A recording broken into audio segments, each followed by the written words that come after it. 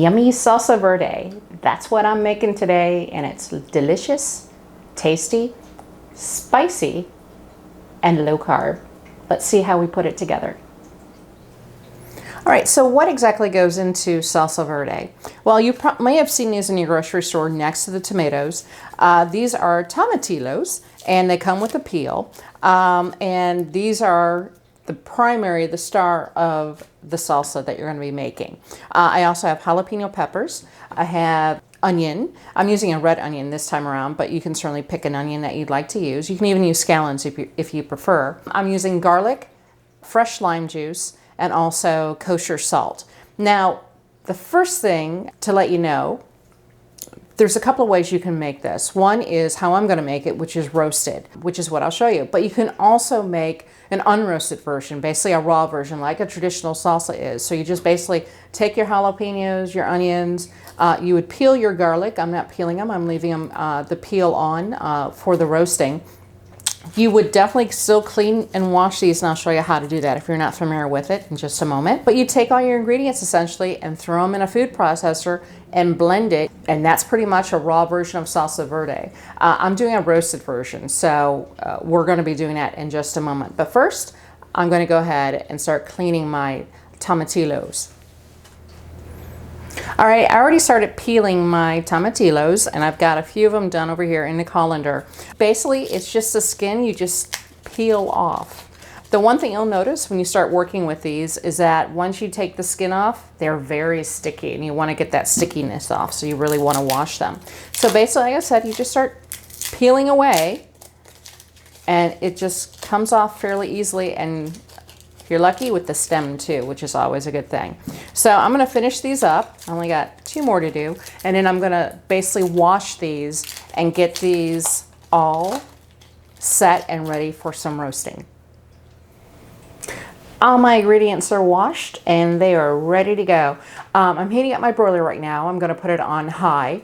What I'm going to do is basically broil everything on the tray for about 5 to 7 minutes. I'll be checking on it periodically because what I want is a nice char on here. Now you certainly can do this on the stovetop in a cast iron pan. I've done that before, but I'm going ahead and doing it in a broiler because what you want to do is once you start seeing that char, you want to then flip the vegetables over.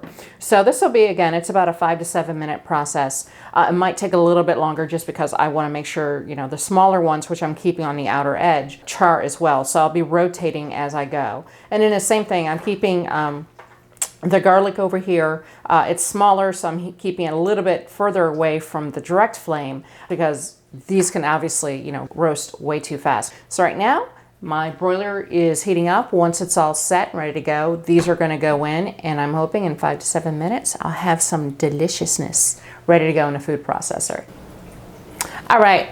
I'm just flipped everything over, but what I did was I went ahead and pulled the garlic out because it started smelling just too tasty and yummy. And as you can see, the peel comes right off. Let me get apart. It just comes easily off.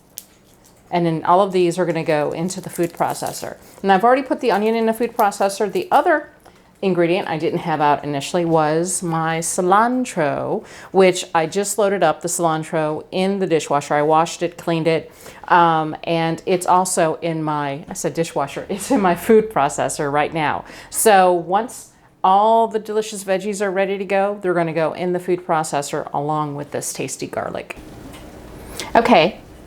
Everything is ready to go. You see, I got a nice char on there, which is I want on the top and the bottom. It softened up the tomatoes. Some of them, the smaller ones, got a little bit too soft, but they're still going to go in the salsa. Also, the same thing with the peppers. So I'm going to let them cool a little bit. I want to be able to handle the peppers because I want to cut the stems off. So that's the next step. Otherwise, I'm going to let them cool, and they're all going to go into the food processor.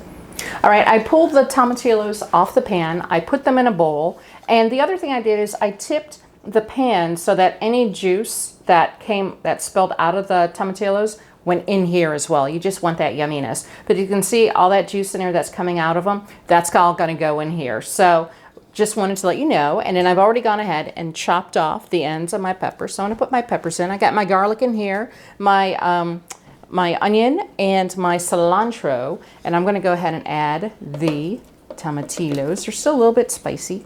Or at least I shouldn't say spicy, they're a little bit hot. little warm. Just going to spread them out.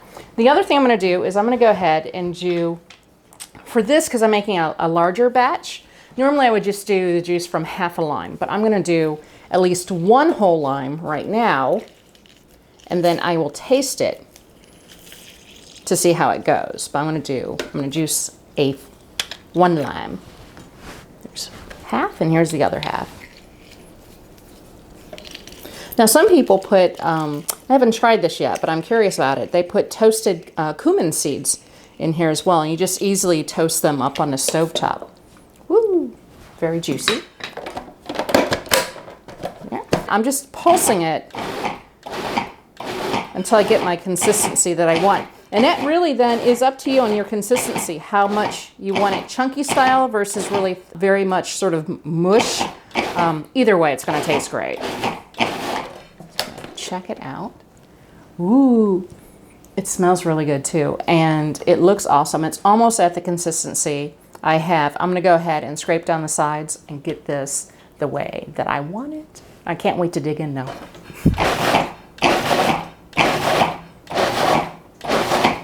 That should be it. Just 5 little pulses. Looks perfect. I'm gonna let it cool off a little bit. I'm gonna put it in my mason jar, seal it, and it'll stay in my fridge, and it lasts for about a week or so, a little bit more than a week. But it tastes wonderful. I use it, obviously, you can use it as a salsa. I'm going to use it for a chicken enchilada casserole that I'm making. I also use it for, I make enchiladas, but obviously I don't use the flour tortillas. I use egg and sort of a enchilada omelet, if you will, and that'll go into it as well. And I also use it, I'll take a batch of it out, mix it with olive oil, and I'll make my own little salad dressing out of it too. So there's a lot of different uses you can use with it. And it tastes great, and a little does go a long way as far as flavor. Like regular salsa, it's about 2 tablespoons a serving, so keep that in mind. So I use it really just to flavor dishes. But it's wonderful, it tastes great. I hope you give it a shot and try making this on your own. You certainly can buy it in the store, but you don't know, make sure you read the ingredients before you do something like that. If you like what you see, give it a thumbs up, hit subscribe, share with your friends. Let me know if you're planning on trying this, and if you make your own salsa, what type of ingredients do you add into it? Are you a fan of cumin seeds, or do you like to use something else? And until then, I'll see you next time.